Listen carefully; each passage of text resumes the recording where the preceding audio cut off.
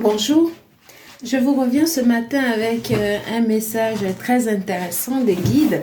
Attendez, d'abord. Voilà. C'est très intéressant ce message.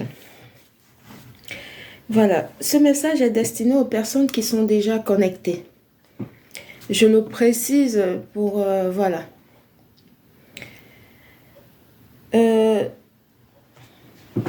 J'essaie de vous faire comprendre. Il faut savoir que quand on vous aide, on fait le travail énergétique pour vous aider en fait à nettoyer tous les ondes négatives sur vous et purifier votre aura. C'est ce que moi je fais actuellement.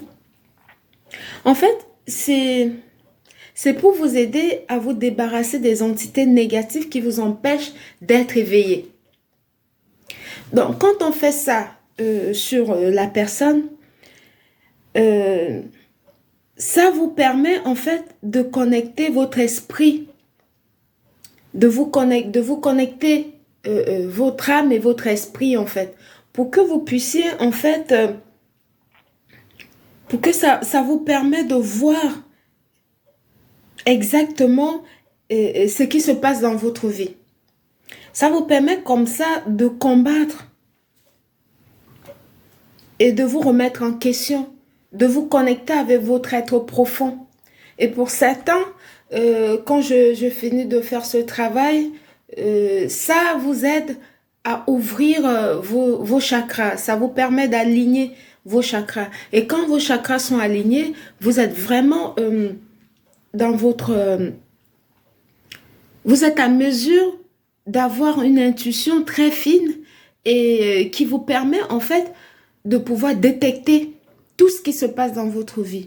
Et pour d'autres, ça leur ouvre leur troisième œil, ça leur permet de voir ce qui se passe dans leur vie, ce qui s'est passé dans leur vie, tous les échecs. Et ça permet à d'autres également de voir qui se cache derrière l'échec de votre vie. Parce que derrière chaque échec, il y a soit un parent qui a fait une alliance mystique avec les gens de là-bas pour récupérer votre énergie et vous laissez comme ça pour pouvoir en vivre. Derrière chaque échec de votre vie, il y a toujours un membre de votre famille qui est caché derrière. Voilà, parce que quelqu'un qui n'est pas de votre lignée, qui ne partage pas la même ADN que vous, ne peut pas vous vendre en fait. C'est toujours un membre de votre famille qui vous livre chez les sorciers. Et quand vous faites des travaux énergétiques, je me répète, mais c'est très important parce que je vous lis et je lis vos questions. Donc, ça vous permet de voir quel membre de votre famille a fait ça pour certains et pour d'autres, ça va vous permettre de voir exactement ce qu'il faut faire. Ça vous permet de vous connecter, voilà, de vous aligner à vos valeurs. Et quand vous êtes aligné, ce n'est que normal que tout commence maintenant à prendre vie dans votre vie physique. Parce que quand vous n'êtes pas aligné, vous faites du surplace en fait, vous tournez en rond. Voilà. Donc, je tenais vraiment à vous faire part de ça. Parce que quand vous êtes connecté, c'est là où commence, voilà. C'est le moment pour vous, en ce moment-là, quand vous êtes déjà connecté, c'est le temps de se lever et de combattre toutes les œuvres de sorcellerie et mystique dans votre vie. Parce que quand vous êtes connecté comme ça active vos pouvoirs. C'est en ce moment-là qu'il faut voir les personnes, combattre toutes les personnes qui sont des ennemis de votre destinée, qui vous empêchent d'évoluer, qui vous empêchent d'avancer et qui ne veut pas que vous atteigniez votre abondance votre abondance financière ou bien que vous trouvez le chemin de votre destinée de vie que Dieu avait prévu pour vous. Il vous empêche d'atteindre ça. Quand vous êtes connecté, que vous avez les armes nécessaires maintenant de pouvoir combattre tout ça. Voilà. Et en fait, vous allez en fait savoir en ce moment-là que le non-accomplissement que vous avez dans votre vie, vous savez d'où ça vient et qui le faisait et pourquoi la personne, même si vous ne connaissez pas le pourquoi, c'est pas important. En spiritualité, tu n'as pas besoin de connaître le pourquoi la personne fait ça. Quand tu sais déjà que c'est ça, lève-toi. Lève-toi pour ta vie en ce moment-là. Ça, c'est le moment de se lever quand tu es déjà connecté. Tu te lèves pour ta vie, tu combats toutes ces personnes mystiques-là. Puisque ce soit, peu importe, que ce soit un membre de ta famille, que ce soit je ne sais pas qui, soi-disant ami.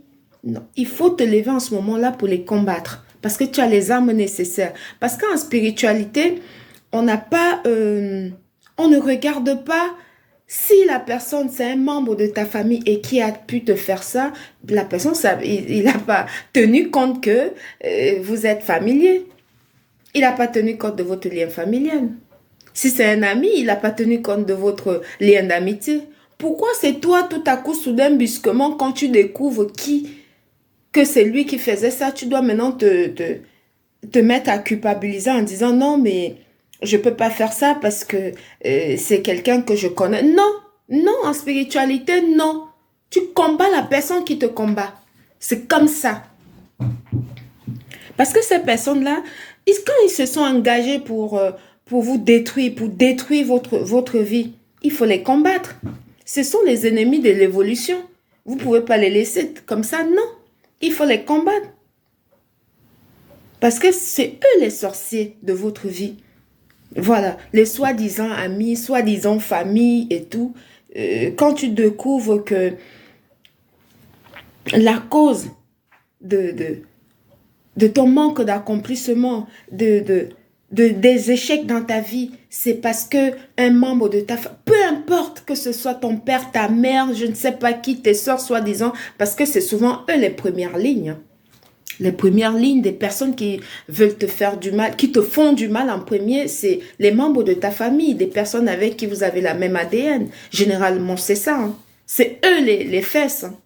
Donc, il faudrait pas avoir un état d'âme pour dire que waouh, oh c'est ma mère qui me fait ça, oh c'est mon frère. Non, mais attends, il te combat, tu le combats en spiritualité, c'est comme ça.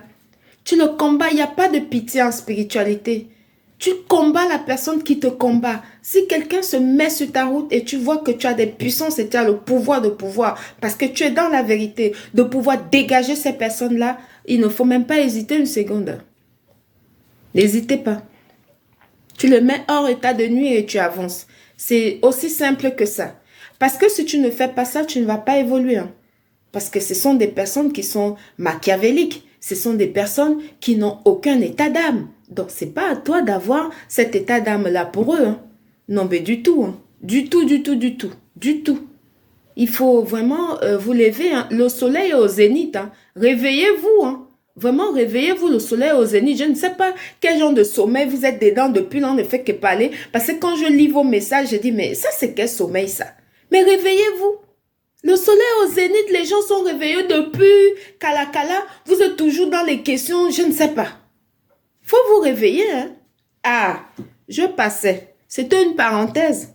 Je reviens sur mon sujet. Je vous disais tantôt que les règles en spiritualité, c'est qu'il faut combattre l'adversaire de ta destinée. La personne, quand tu découvres que tel te combat mystiquement, tu le combats aussi. Parce que la terre là, appartient au Dieu souverain.